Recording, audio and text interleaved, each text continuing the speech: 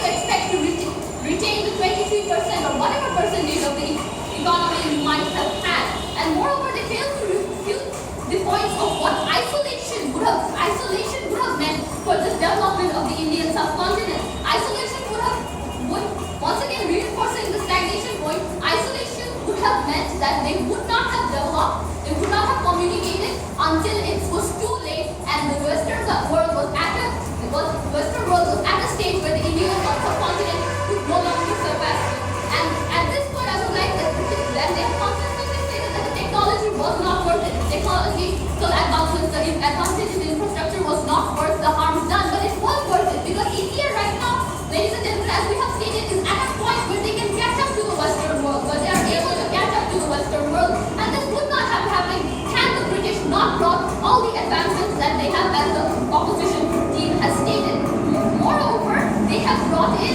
points of all the human rights violations, but we would like to point out that we made an argument that Indian people did not even have the concept of human rights before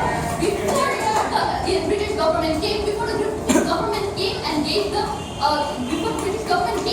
a structure, gave them a government, gave them a legal court system. They had nothing. They didn't even have the intellectual capacity to think of things like human rights violations until they came. Moreover, I would like to point out that they said that, and on this point they gave the example of Ireland and how Ireland resolved their Catholic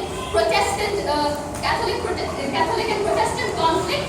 without any outside involvement. Ireland had a government, ladies and gentlemen, which India, once again, as we have stated, did not, and this lack of government would have been hugely detrimental to their development in competition with the Western world, and in the present day, they would not have been at a stage or at a point of catching up had the British not been there. Moreover, they have constantly come up and told us about the racial tension, and we have refuted that. We have stated that racial tension between Indians or religious groups aside, the British colonization gave them a unity under a national banner, which they still have in the wake of the British, which has been left in the wake of the British, and they failed to address the point of this national unity that did not exist before, because as stated before, they lived in isolated pockets of socialization. They have asked us, was this monolith of a civilization worth it? And we say that this monolith,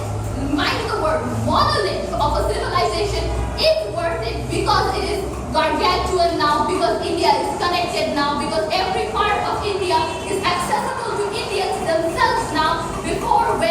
whereas before they were inaccessible to the Indians themselves. Their own resources were inaccessible, and maybe at some point in time the British,